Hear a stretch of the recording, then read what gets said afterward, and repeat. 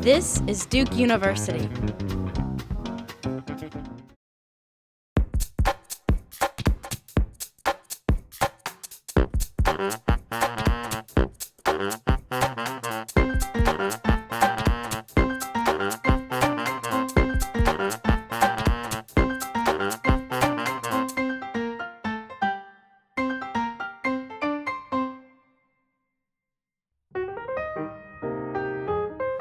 So considering the following image, you sit there in a Thanksgiving dinner, your mother-in-law has worked very hard and created a fantastic meal.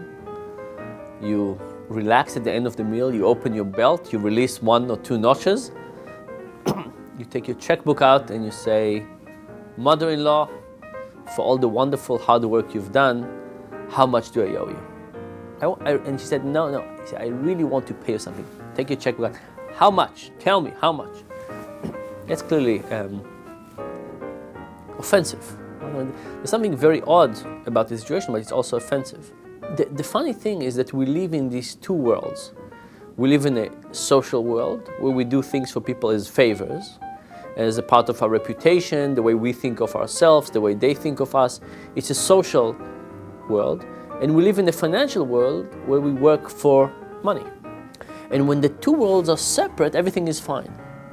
When you have romantic love and work for hire, everything is fine. But when you try to mix things, when you tell a woman you're dating how much this date is costing you, when you offer to pay your mother-in-law money for cooking dinner, when those two markets mix, something happens.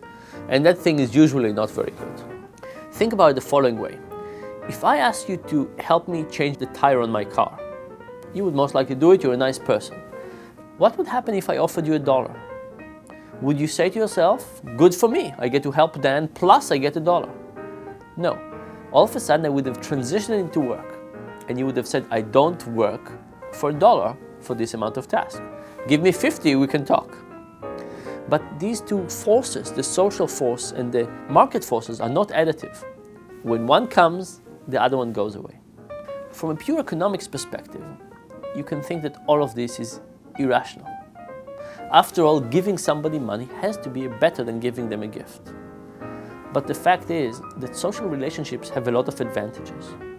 They protect us from future fluctuation, they give us trust and confidence and all kinds of other things.